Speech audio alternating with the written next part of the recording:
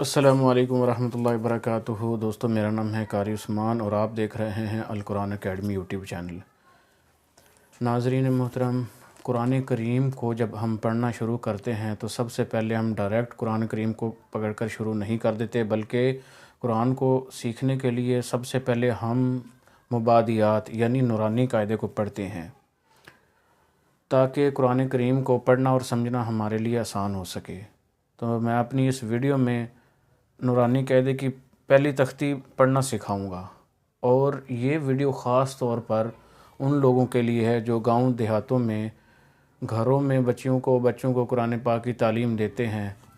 ہر شخص یہی کرتا ہے، سب سے پہلے نورانی قاعدہ ہی پڑھاتا ہے۔ تو نورانی قاعدے کو کیسے پڑھایا جائے، کیا طریقہ کار اپنایا جائے کہ بچہ نورانی قاعدے پر روان ہو جائے اور صحیح طریقے سے نورانی قاعدہ پڑھ کر پھر قرآن کریم کو جو پڑھنا اس کے لیے آسان بن جائے۔ تو یہ سب سے پہلی تختی ہے، پہلا سبق ہے۔ یہ ایسی ضروری تختی ہے کہ اگر اس کے اوپر محنت کم کی گئی تو پھر آگے بڑھنے کا کوئی فائدہ نہیں، آگے مقصود حاصل نہیں ہوگا۔ یہی بنیاد ہے۔ جیسے ہم کوئی عمارت بناتے ہیں تو سب سے پہلے ہم اس کی بنیاد مضبوط کرتے ہیں، اس بنیاد کے اوپر پوری عمارت کا جو دار و مدار ہوتا ہے۔ اگر ہم اس بنیاد کے اوپر محنت نہیں کریں گے، اس کے اوپر خرچہ نہیں کریں گے، اچھا میٹیریل نہیں ڈالیں گے، تو جو اس کے اوپر عمارت قائم ہوگی وہ ٹک نہیں سکے گی، وہ بہت کمزور ہوگی۔ تو اس لیے ہم بنیاد کے اوپر زیادہ محنت کریں گے تاکہ اس کے اوپر جو عمارت کھڑی ہوگی تو وہ مضبوط اور اچھی ہو۔ تو یہ بھی بمنزل عمارت کے ہی ہے، نورانی قاعدے کی پہلی تختی۔ اس کے اوپر بچے کو زیادہ سے زیادہ محنت کروائیں، کوشش کریں اس کے اوپر 10 دن لگائیں، 20 دن لگائیں، مہینہ لگائیں، لیکن اس کے اوپر بچوں کو حروف کی شناخت کروا دیں، تاکہ آگے جو یہ مفردات ہیں، اکیلا لفظ ہے، مفرد کہتے ہیں اکیلے لفظ کو، یہ مفردات کی تختی ہے، اس میں حروف تہجی جو ہے وہ سکھائے گئے ہیں۔ تو جب وہ اکیلے لفظ کو پڑھ لے گا، صحیح طریقے سے پتہ چل جائے گا، پھر اگلی تختی میں جب وہ جائے گا بچہ، تو 2 جڑے ہوئے حروف اس کو پڑھنے آسان ہو جائیں گے۔ تو سب سے پہلے ہم شروع کرتے ہیں۔ میں ایک ایسا 4 طریقے بتاؤں گا اس ویڈیو میں 4 طریقے آپ کو بتاؤں گا۔ اس 4 طریقوں کے اوپر آپ عمل کریں گے تو بچے کو پڑھانا بہت آسان ہو جائے گا، بچے کے لیے بھی آسانی ہوگی اور استاد کے لیے بھی آسانی ہوگی۔ سب سے پہلا طریقہ یہ ہے کہ ہم نے الف سے شروع کرنا ہے اور یا تک، یعنی یہ ایک قطار ہوتی ہے، اس طرف یہ قطار ہے، 5 قطاریں ہیں اس میں، الف سے لے کر یا تک کل 5 قطاریں بنتی ہے، اور اس طرح جو ہے نا الف سے لے کر نون تک یہ ایک کالم بنتا ہے۔ سب سے پہلے ہم نے قطار وائز اس کو پڑھانا ہے، الف پڑھائیں گے، پھر با پڑھائیں گے، پھر تا، ثا، جیم، ہا، اس طرح۔ تو جب بچہ یہاں تک پہنچ گیا، پھر اس کا آپ نے لینا ہے ٹیسٹ۔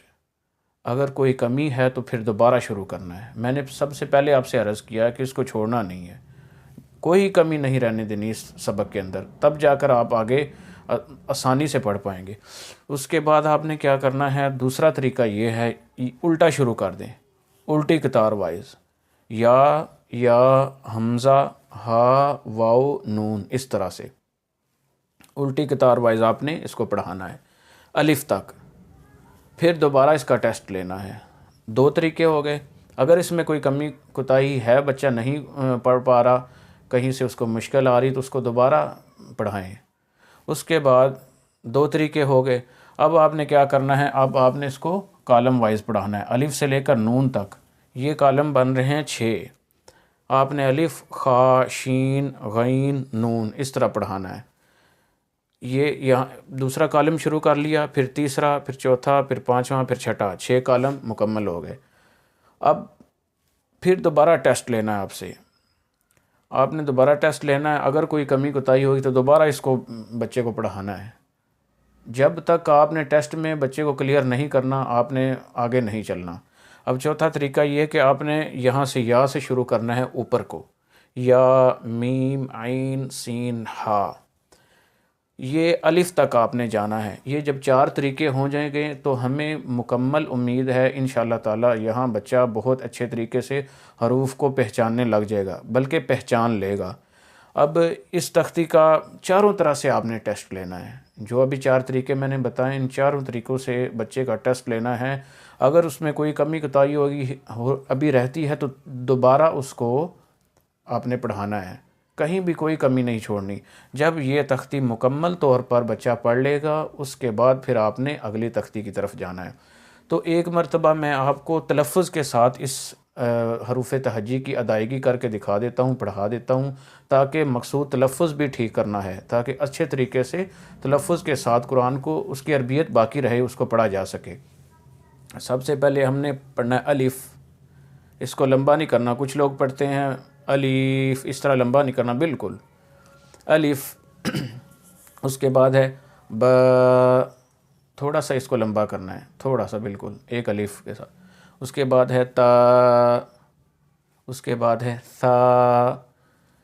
دیکھیں یہ جو ثا ہے نا، اس میں سیٹی کی آواز نہیں آنی چاہیے۔ اکثر بچے پڑھتے ہیں سا، ان کو اس کی پریکٹس کرانی بار بار، دونوں دانتوں کے درمیان زبان کو لگا کر واپس لے کر آنا ہے، ریورس سا، اس طرح سا کی ادائیگی۔ اس کے بعد جیم، ہا، یہ جو ہا ہے خاص طور پر اس کو وسط حلق سے ادا کرنا ہے، اس کا مخرج ہے گلے کا درمیان یعنی وسط حلق۔ اور خو، اس طرح دال، ذال، جو ذال کا مخرج ہے وہی ثا کا مخرج ہے، ثا ذال یہ ایک ہی مخرج کے حروف ہیں، یعنی ذال کو بھی دونوں دانتوں کے درمیان زبان لگا کر ادا کیا جاتا ہے۔ اس کے بعد رو، اس کو پر کر کے پڑھنا ہے رو۔ اس کے بعد ز، اس کو تھوڑا سختی کے ساتھ پڑھنا ہے۔ اس کے بعد سین، ثا اور سین میں فرق واضح ہونا چاہیے، سین میں سیٹی کی آواز آنی چاہیے اور ثا میں سیٹی کی آواز نہیں آنی چاہیے۔ سین جو ہے یہ حروف صفیریہ میں سے ہے، صفیر کہتے ہیں چڑیا کو، کیونکہ وہ سیٹیاں بجاتی رہتی ہے، اس وجہ سے اس کو صفیریہ، حروف صفیریہ اس کو کہا جاتا ہے۔ اس طرح شین، اس طرح صاد، یہ موٹے حروف ہیں۔ اس طرح غاد، یہ جو لفظ غاد ہے اس کے بارے میں آپ کو بتاتا چلوں کہ اس کو کچھ لوگ دعاد پڑھتے ہیں۔ دیکھ دعاد کوئی لفظ نہیں ہے، اس کو اگر اس کے اپنے مخرج سے پڑھا جائے تو پھر اس کے اوپر کافی محنت لگتی ہے۔ دعاد پڑھتے ہیں وہ دال کے مشابہ ہو جاتا ہے، جیسے والعادیات ضبحا۔ اب یہ دال اور جو آپ دعاد پڑھتے ہیں اس میں کوئی فرق ہی نہ رہا، آپ تو دال پڑھ رہے ہیں، دعاد تو کوئی لفظ ہی نہیں ہے۔